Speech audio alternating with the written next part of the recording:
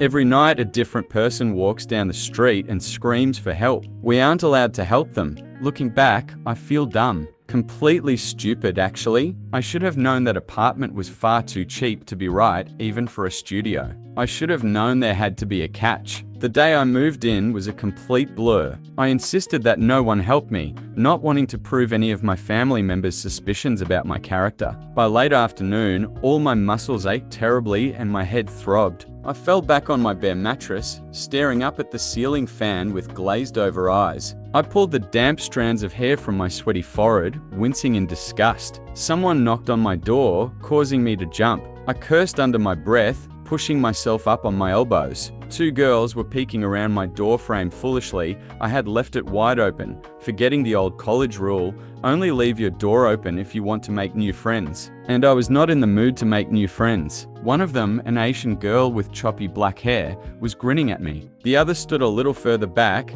fingering a box of Marlboro Reds. "Hey," she said, nodding at me. Her voice was smooth and raspy at the same time. "Did you just move in?" The girls walked in, evidently ignoring my very clear body language. The girl with the black hair ran her fingers along the edge of my desk and then picked up a little ceramic duck from my unpacked box of trinkets. "Grandma," I explained, feeling strangely defensive. "Cute," she replied, holding it up to her face. "Has anyone told you yet?" The other girl asked abruptly, looking around my apartment. She had tucked the cigarettes into the back pocket of her jeans and was now tugging at her long red braids. "Jesus, Gianna, give her a second." "Well, she needs to know." "Yeah, but we haven't even asked her name." I blinked at the two strangers incredulously. I hadn't even had time to put toilet paper in my bathroom, and here they were, touching my things and talking about me like I wasn't there. I just wanted to take a nap, honestly. "My name's Arden," I said. The girl with the red braids, Gianna,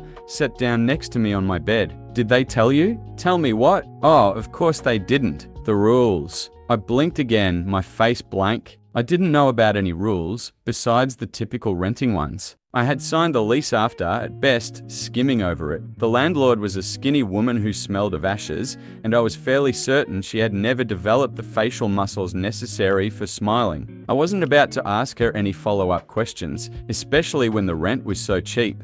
The other girl laughed nervously. "Where did you move here from?" I ignored her. "What rules?" Gianna got a strange, wicked sort of smile on her face, bouncing a little on my mattress. The other girl sighed loudly. "Something happens here every night," she began, pulling out my rickety office chair and sitting down. "Something weird." "Like what?" I sat up, frowning at her. Finally, my interest was piqued. "Someone walks down the street," Gianna said, her voice reminding me of a camp counselor telling a scary story around the bonfire. "That one, right down there." She pointed at my window. "It's someone different each night. They scream for help for about an hour. But we aren't supposed to help them." I just stared at her. I felt a small chill run up my spine. I didn't know what to make of all this. "It happens at a different time every night," the other one said softly. "We never know when it's coming." "Why?" She shrugged almost sadly. "We don't know why." I scoffed, leaning my elbows against my knees. "I don't believe you." The girl shrugged. "You don't have to. You'll see for yourself."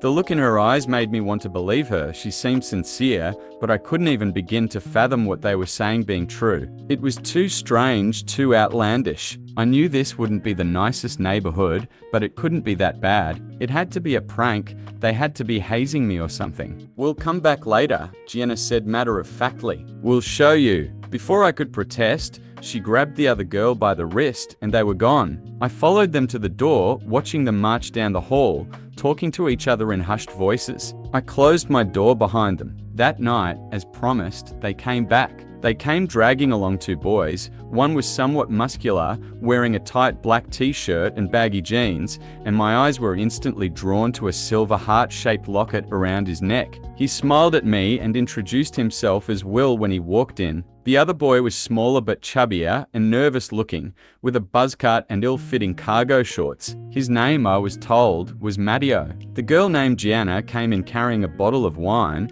and that same slightly crumpled box of cigarettes. The other one, the girl I still didn't know the name of, was the only one who looked even somewhat apologetic. They all sat down on my dusty floor, next to the window, and motioned for me to join them. I sat between Will and the nameless girl, unsure whether I should continue feeling violated or if I should just give in to my strange, pushy neighbors. "Do you all live in this building?" I asked, hesitantly accepting the wine when it was passed to me. "Yeah," Will answered with a grin. It seemed half-hearted. "This building is where all the young people live. It's where they put us," Gianna cut in, lighting a cigarette. It didn't even occur to me to tell her not to smoke inside. "We've all been sorted out. Forgive her. She's a bit of a conspiracy theorist." "It's not a theory," she snapped, glaring at him. "Look at the other ones. Next door, the Middle Ages. People with kids, but no grandkids. Across the street, old people. Not a single 20-something in that entire building. May, tell him."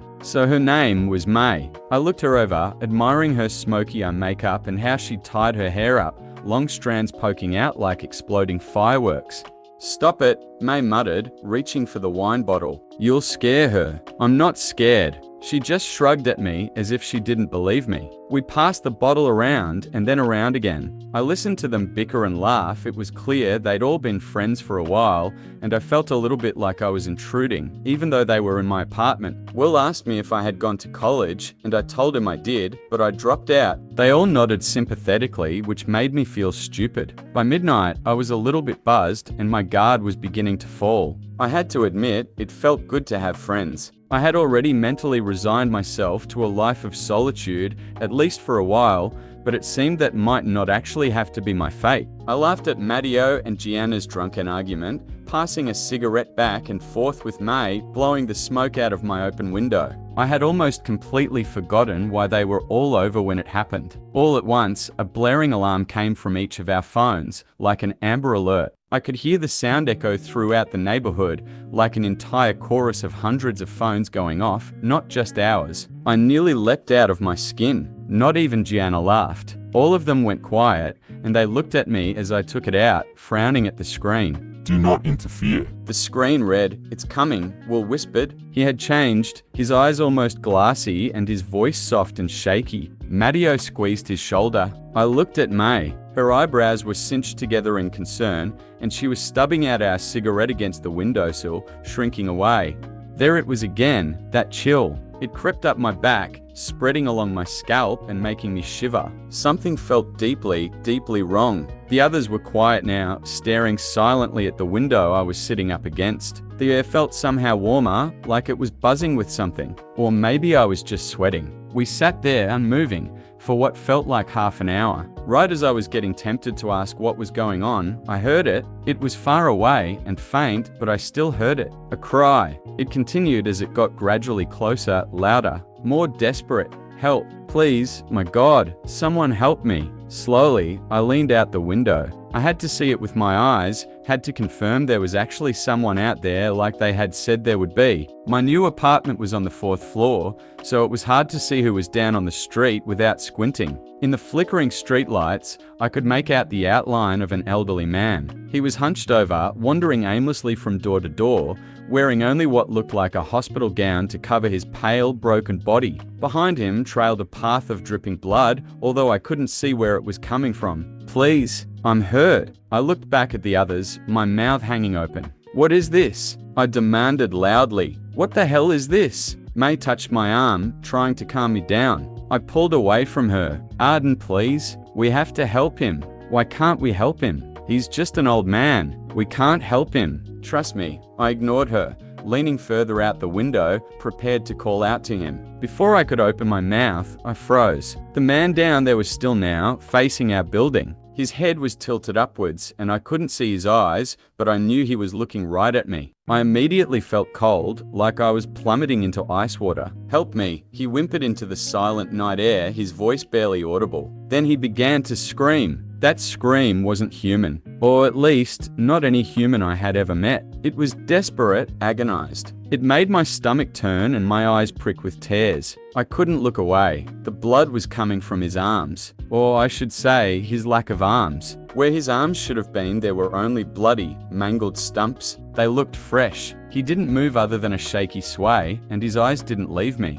His shriek slowly molded into words that I could just barely understand. Please, please, please, please. May yanked me backwards, away from the window. I landed on my ass and yelped in pain and horror. What is that thing? I whispered. I didn't mean to whisper, but that was all that came out. We don't know, May replied, her eyes trained on Will, who was crying now. Matteo held onto him like he might topple over. We just know to follow the rules. What happens if you don't follow the rules? I asked and immediately regretted it. Will sobbed softly. Outside, the old man wailed. Gianna reached over and pulled the window shut, but it somehow did nothing to muffle the blood-curdling sound. Do you want to tell her or should I? Matteo asked Will. Will just shook his head. He was clutching his locket now, turning the little heart over between his fingers. Matteo sighed and turned towards me. A couple of months ago, one of them got to Will's girl. Shannon, Gianna butted in. Her name was Shannon.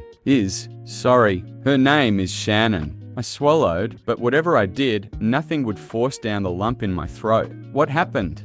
Matteo shook his head. We don't know. We were all together when the screaming started. Usually we just ignore it now, you know? No use in dwelling on it. But that night, we think she saw something different. She started insisting she had to help, and she ran outside. We couldn't stop her. He paused, glancing over at Will. He was silent and still. The screaming outside had begun to pass, getting softer as it continued further down the street. Then what? He shrugged. Nothing. She was just gone. I pressed my lips together, trying to process all of this. I really had believed they were messing with me, but I had seen it. I had witnessed it firsthand. And it terrified me. Why doesn't anyone leave? He shrugged for a second time. Can't afford it. Or people just don't care. Some people have left. But we all signed an NDA with the lease, so nobody ever knows. I frowned, thinking back to signing the paperwork, trying to remember. I could vaguely picture what he was talking about. I had just assumed it was more legal jargon that I would never understand. Had I seriously signed a non-disclosure agreement without even noticing? After that, I told them I wanted to go to bed. I needed time to process all of this. They understood, and each one of them said goodbye before leaving me alone. As I lay in the dark, staring at the ceiling, for some strange reason, I thought of May's face when we had realized it was happening. How she'd put out the cigarette and backed away from the window. Eventually, I was able to drift off to sleep. The next few weeks were going to be difficult.